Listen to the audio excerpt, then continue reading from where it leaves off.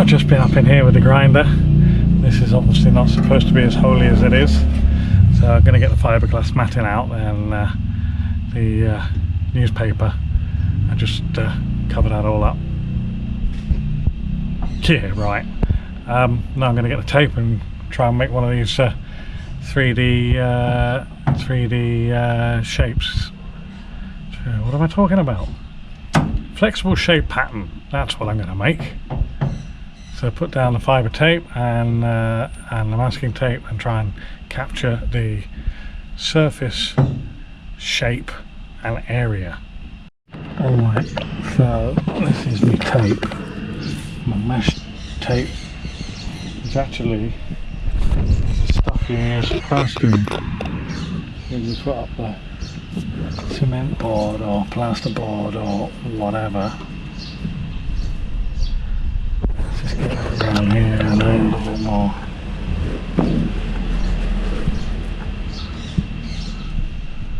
It lays down in 3D quite well.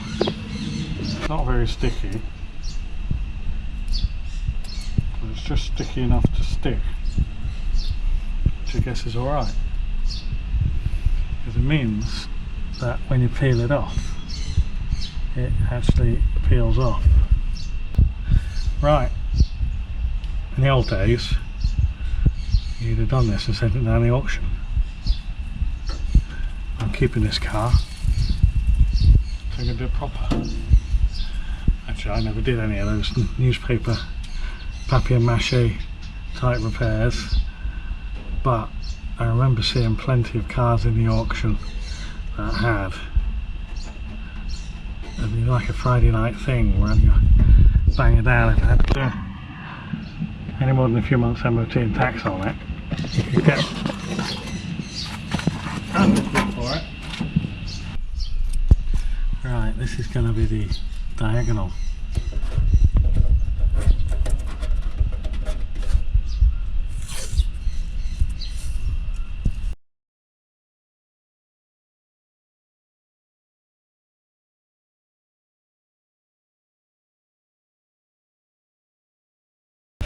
I haven't decided how much I'm taking out with the spot weld along here, so I could take it down to this body line there, this swage, whatever you want to call it, to there, and up through here the spot weld as well to flange onto the bulkhead. So I might do that, but we're going to make the patch piece big enough first and then decide how to fit it.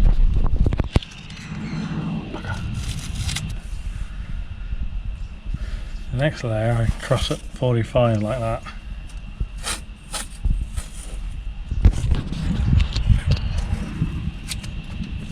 Let's see what it gives.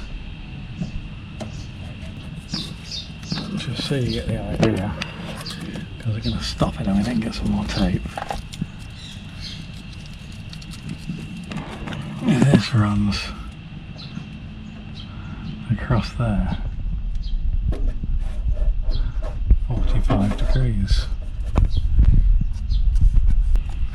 Right, I'm very nearly out of tape, so we'll call this a wrap. So these are all the tape on and this, that and the other. And I'm just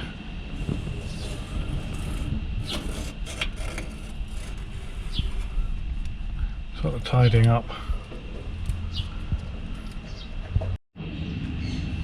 I've trimmed it to size now. What's just a random size. And now, and obviously I've made the reference marks on it. And now, hopefully, yeah, look how well that.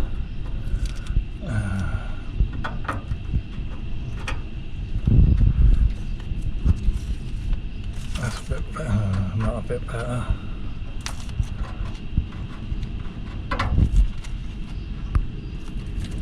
Okay. No, not okay.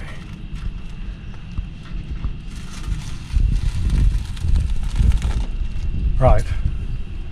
Now, there we have the shape almost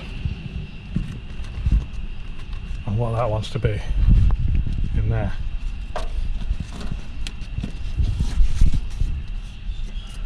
So I'm not sure whether I'll make that in one piece or not, but we'll start with a big piece of metal and see where we go from there.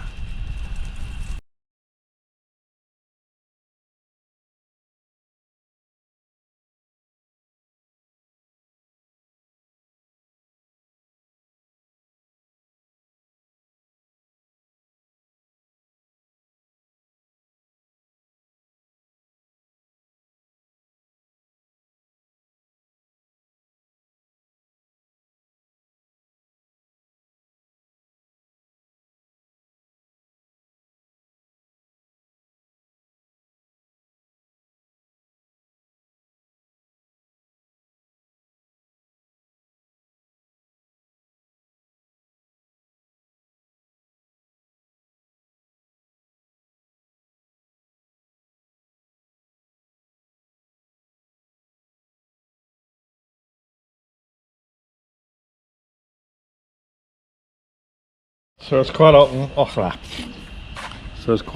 is the case when I'm time lapsing, I run out of memory or run out of battery. So that happened. So I carried on forming this piece to go in, and it's got a rough shape, a bit out on here, but we'll get it. I'm just at the moment using the body itself as the hammer form, so I've picked up a couple of reference points there, which is, you know, they're not going anywhere, they're fixed. So I've got those fixed points there, and now what I'm doing is stretching that corner further in to the gap here. So that's touching at one place, so you can see a slight gap in that bottom corner, and then across here is gapped. So I trimmed it down a little bit as well, because obviously the more material that's on here, the harder it is to shrink and stretch stuff in the middle. What I'm just about to do now is I'm going to just trim a little bit more off of this line here, because that's obviously holding it off. I'm not going to come down this far, the welds are there. I haven't decided at this point whether I'm going to join here or join through the welded portion, but if I cut off here I still have that option. So I'm going to pull out the clecos. No, I'm not. I'm going to mark that with a ruler and then cut that, then pull out the I can't even get the right order. Mark it, pull it out, cut it, right, in that order, and then yeah, just continue fettling and whatnot. When I'm happy that that's, oh yeah, I'm going to take this there's too much material in here because you can see it's puckered up, so I'm going to shrink that to straighten that out. I'll shrink that, put it back in, hammer it again, shrink it again, so I can get that flat. So when it's flat along there, I'll put another cleco in. This seems okay up here at the moment, so I can put a cleco up there and maybe a bit more trimming, and then I can start working on this area when this is sort of all fixed. Right, so as I said, trim that edge off there. Now I've got this puck to deal with. So I want to shrink that, and what I want to try and do is, I've seen it done. It's like the manual stretching, shrinking, where it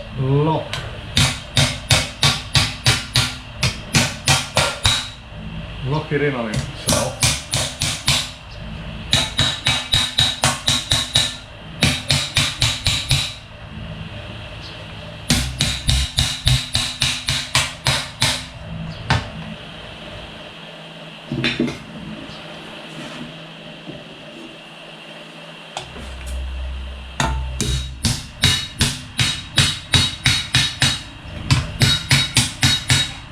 I might have done it.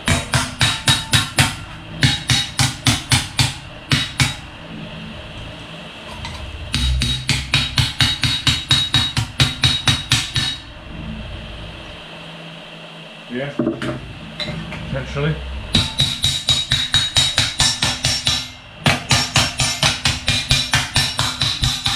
Certainly didn't flatten it all out. I guess probably lost some of the shrink out of it, and you have to apologise for the fan noise, but it's just too hot not to have the fan on.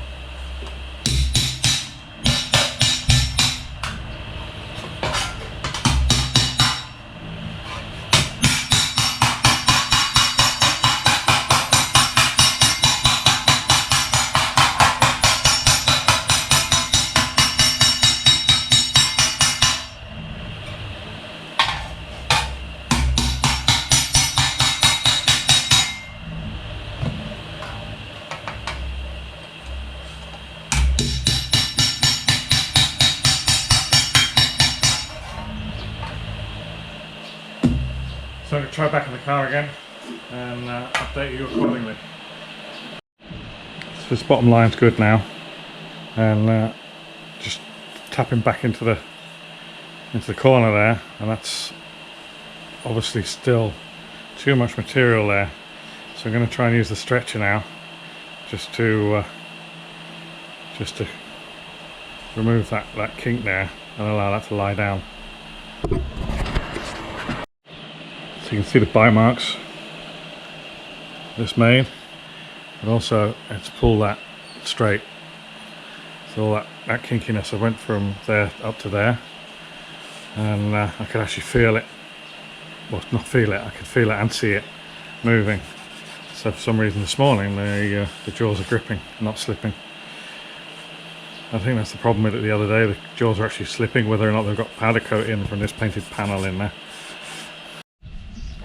Alright, chase that line in there so we can get a location on it, and obviously closer to the body, and a bit more stretching through there, or I don't know, beating, and then following that down as well. That was far too high. I just beat it down on that, and now it is all going in. It's all going in. So I can tidy that up a little bit, make it a little less denty, and then probably try and work that area down a bit more, because there's a bit of a gap still in there, but it's going in. It's still actually the area down here that probably wants to go in more. What I'll do is put a spot on there and perhaps just work on that first, get that deeper.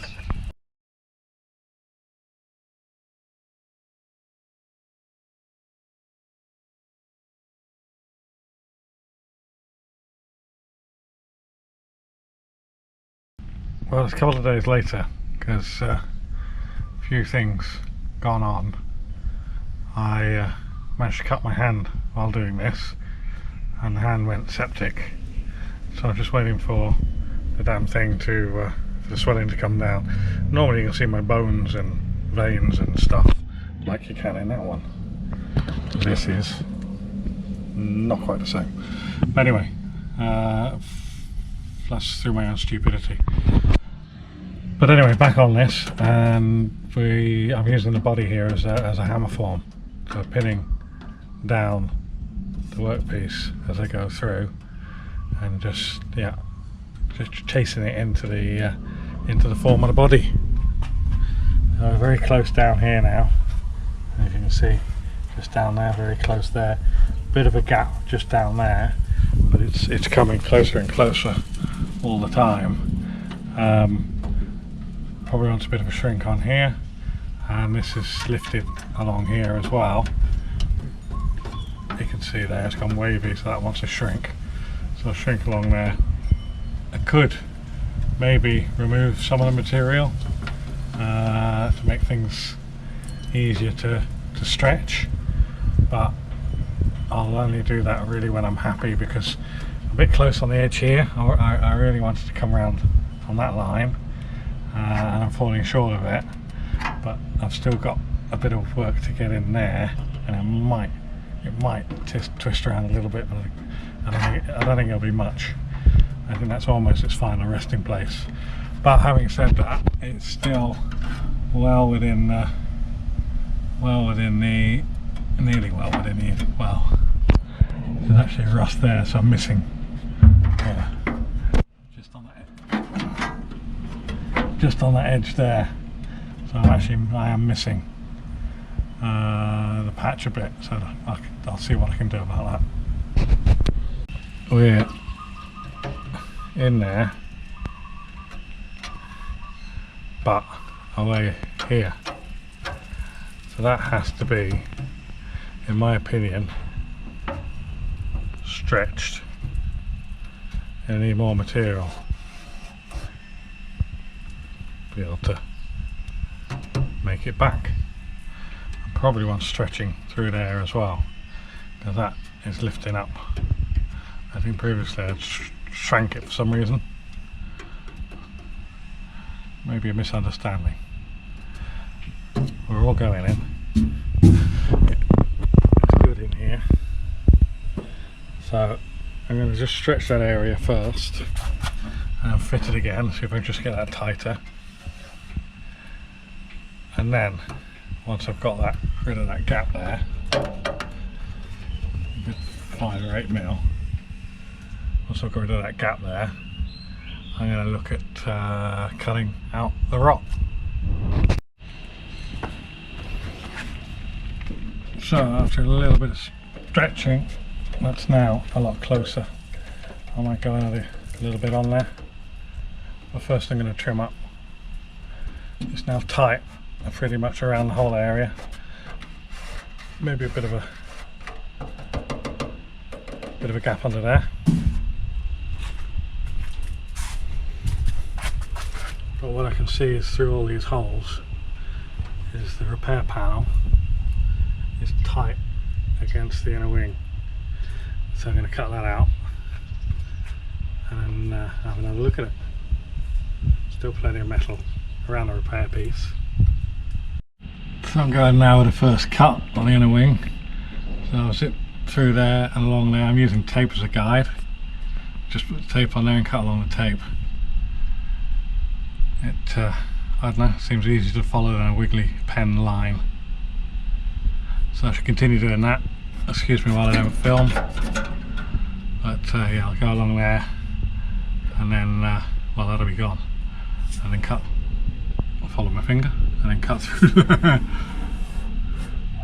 And then we can put the plate back on and then trace from the inside onto the plate to see how much extra material we've got. And also we'll see how tight the plate is fitting to the new hole.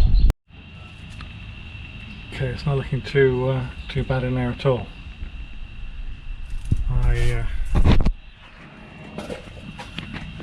I'm going to cut a bit more of this out because there's pitting here. It's not rot through, but it's pitted. So I'm going to take a cut, width of a piece of tape out of there, put a radius on the corner down here, and I've just done a little bit of bashing on the inside to try and get that a bit closer, and it's not bad. Obviously there's dent marks, so we'll plan to show those out later. On the inside I'm going to have to let that into there, but I'm not ready to cut that yet. I think that'll be the last thing I cut, so I can get it nice and tight.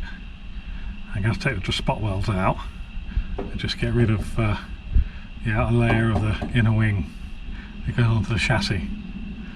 Quite a lot to trim off around here. We'll just do that bit by bit as we let that in. Where I've been banging here, you can see it's puckered that up a bit, but I think a fair bit of that's going to be cut out anyway, so I'm not going to concern myself too much with trimming that at the moment. So a bit more trimming now completed on the inner wing there.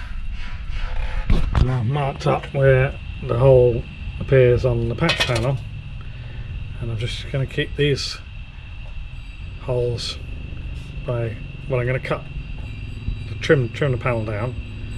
Maybe leave sort of 10 mil. Maybe leave 10 mil, but I'm going to leave these tabs in there as well to position it. And maybe after I've positioned it, drill new location holes. And eventually sort of tease it in there. Like so.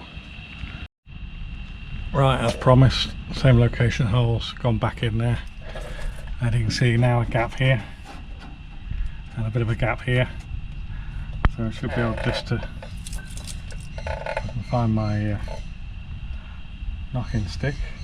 I've got plenty of knocking sticks, just the one I was looking for, in here. I must have wandered off with it, so I use another one. I'll use the one I don't want to use. I'll use this one.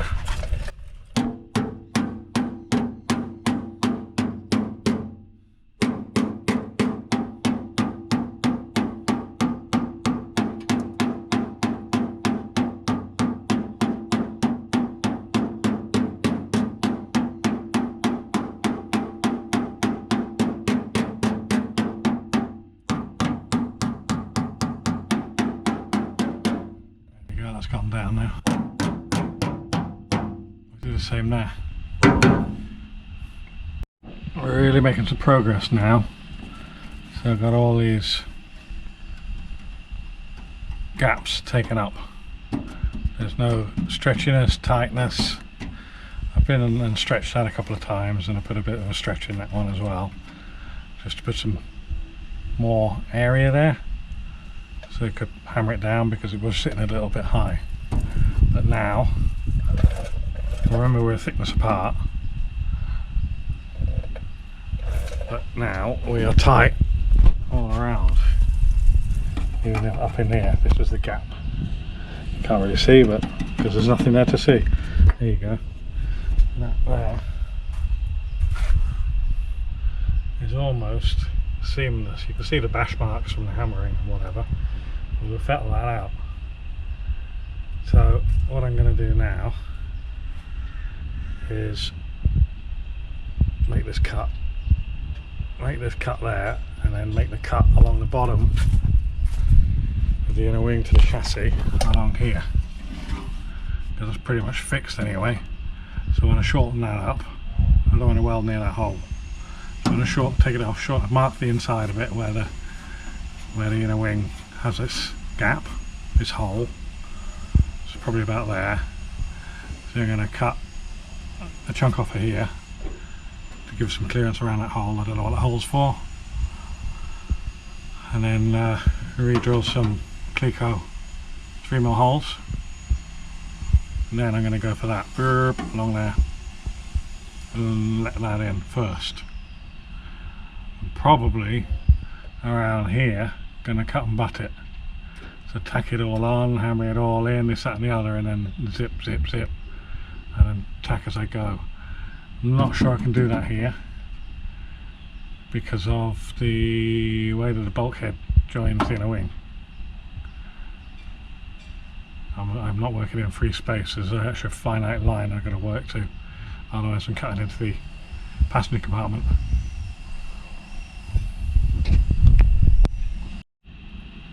If it seems that this process is taking a long time, it's because it is. But having said that, it's only 2 or 3 hours today, but I just want to get it right. So I've just scribed with the panel in place.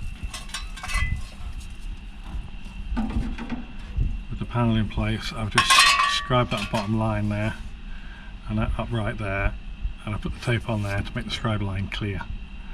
Now I'm going to get the cutting disc and cut away.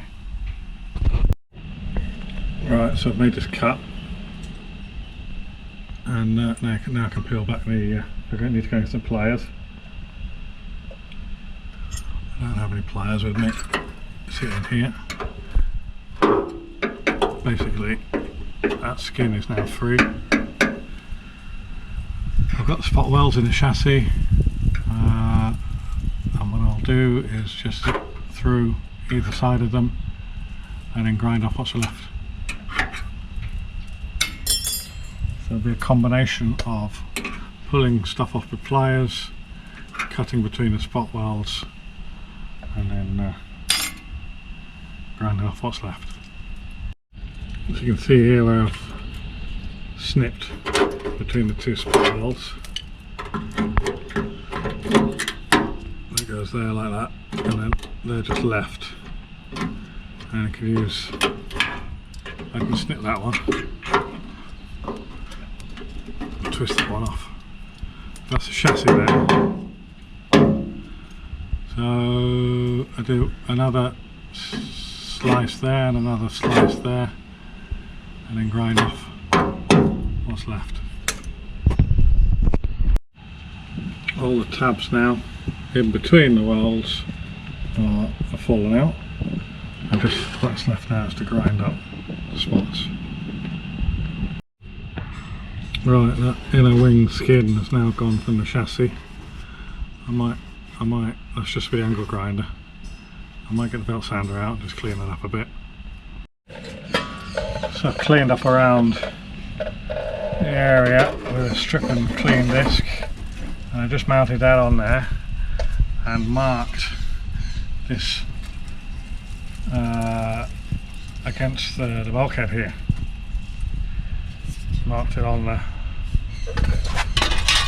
piece. You can see how much extra material I've got here.